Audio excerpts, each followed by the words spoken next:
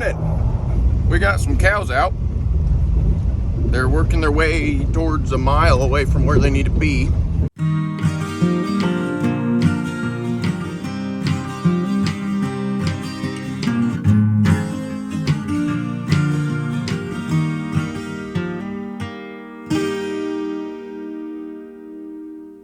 They're all lined out, walking south. We need to go north. We got them turned for a second here. Oh, these hills. Huh.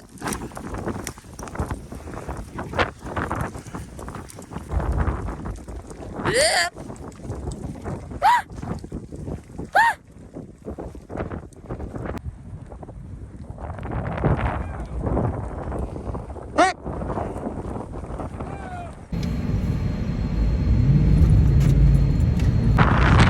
These cows are put back in.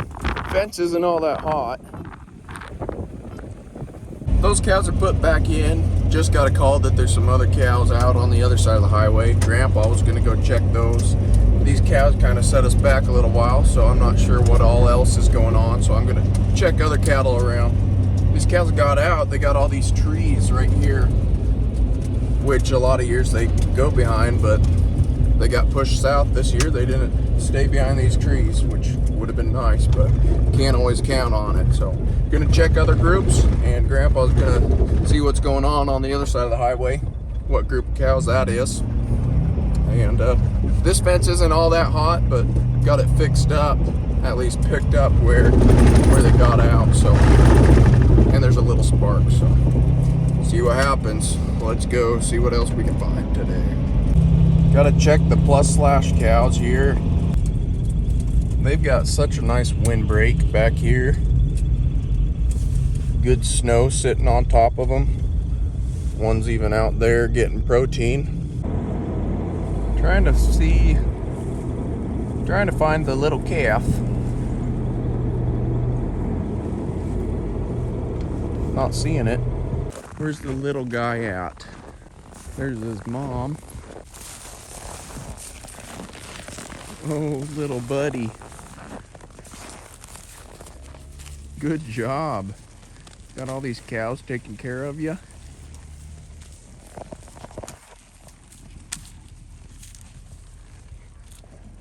Good job, little calf.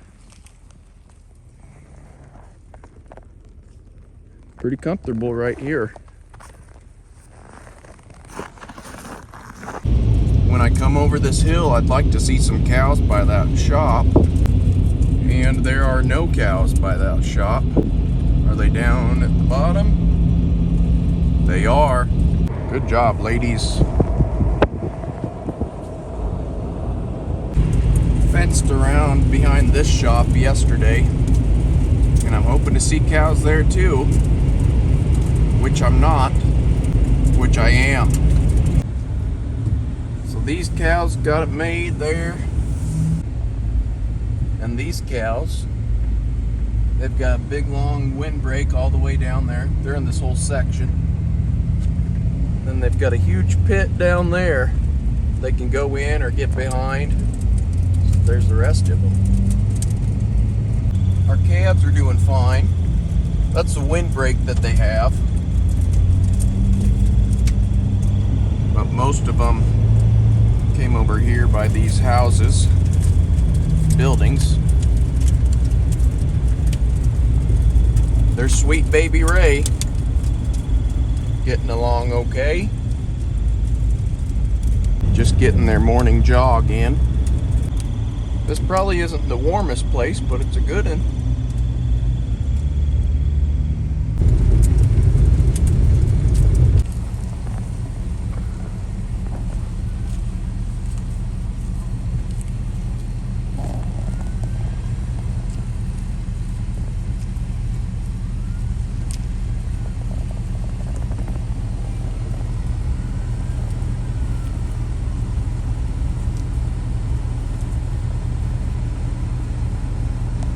Well, it's the next day, and this is the last day of this real cold stuff.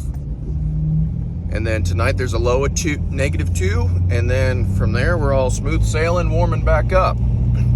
So I'm just checking stuff again this morning. Didn't get near as bad last night, not quite as windy. We didn't have 45-mile-an-hour gusts. I'm just checking stuff. Yesterday we had a couple waters that froze up and things I need to get thawed out so that I can water. Cows didn't really drink yesterday. I kept water open for them, but they didn't really care that I put in that effort. But today, they're gonna be thirsty. And once they start making it to water, they're gonna be hitting it pretty hard, I would assume.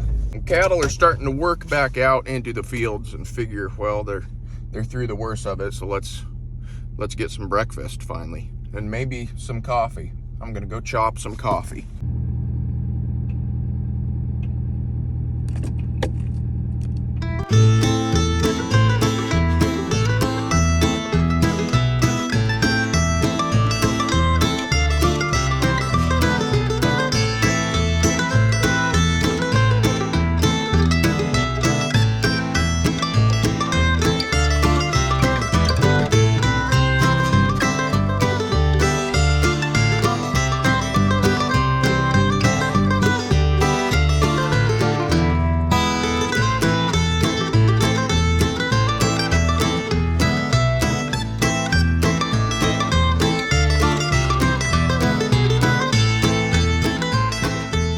I wish these cows would come drink before it freezes back up, because that many cows, they can keep water open.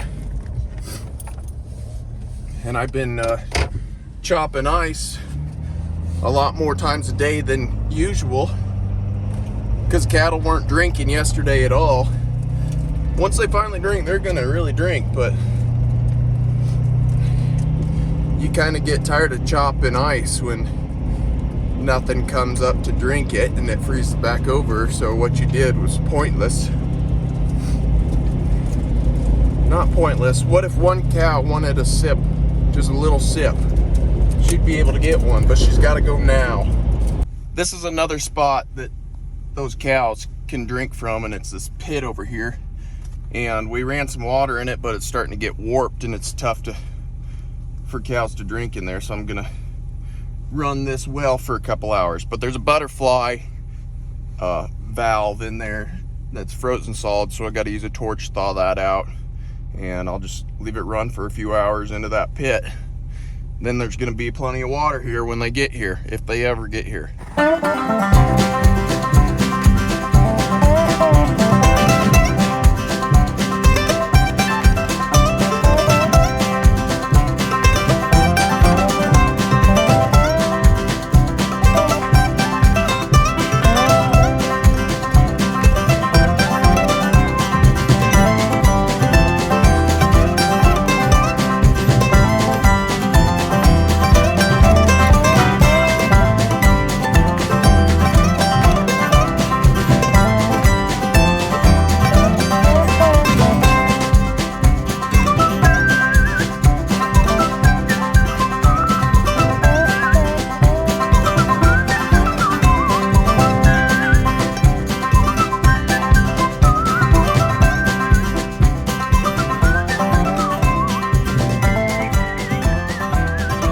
That took a long time. I had to torch it for like 8 minutes before it would thaw out and open that valve up, but there's water running now.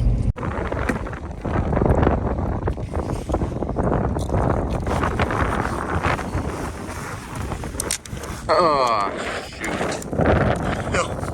This old hose, it only goes a little ways until there's some good hose that I can connect to, because I got some other with me for another group. But the connection is going to be about 3 feet down under here.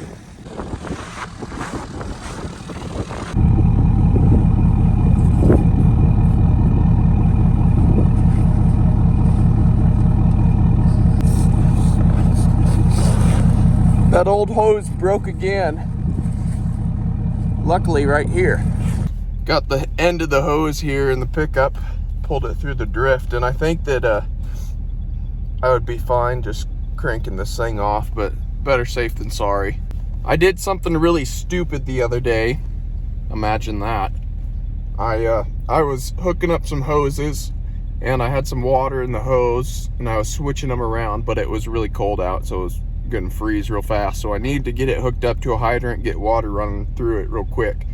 Well, there's some ice at the end of the hose and I couldn't get it to screw on. And I needed water going through that thing. And I don't know what I was thinking. I wasn't, but I stuck my tongue to it to thaw it out to the threads. And not only did I stick my tongue to it, but it stuck to my tongue. That was really stupid. That was really stupid. There she goes. Got her. All right, please tell me we have water going. That was a chilling experience. I wasn't gonna test that hose. These cows are also on a hydrant, watered on a hydrant. And for some reason yesterday their hydrant froze up, which I don't understand because it's got pretty good pressure. It's 100 foot of hose and then followed by maybe 50 feet of hose. I constant flow this hydrant, so there's water that runs over and drains out really nice, but the 50 foot of hose at the end, but the 50 foot of hose at the end was frozen in the ice yesterday, and I wasn't gonna try to get that out, chop it out, risk breaking it. So I just undid the 100 foot of hose, the good hose, put that in the tack room overnight and got that thawed out this morning. So I'm gonna hook that up. We used the torch on the hydrant yesterday so we could close it and shut it off, and then we got water running again, so that's good. Let's get this hooked up. I can't wait to get my fingers out there outside and working with some hose again. I got a hole to put the hose. I got a hole for cows to drink, drain holes. The weight that I used to have on that one, I don't want to touch that hose, so I just found this thing. It'll work for now. Just put this in there, turn it on, and we'll get her opened up. Got water. Well, I had water at the hydrant, but not at the end of the red hose. Nothing. This hydrant's kind of been a pain. This is kind of a big nail, but it's all that I had with me. I'm gonna jam it through our hose and into the earth. Come on, fingers. Okay, I'm gonna take a wire. Oh, my hands are not working for nothing. What a deal. Come on, Bessie. There she goes. Do what you're supposed to do. Hey, please go through, because I'm tired of working on this hydrant. Come on. You're kidding me.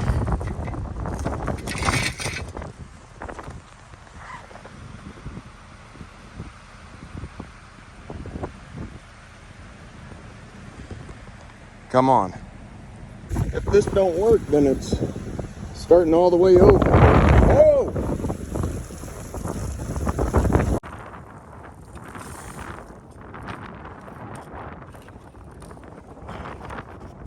This is why my hands won't work, is because I'm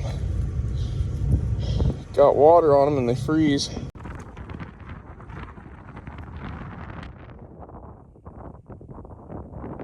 Looks like they're ready.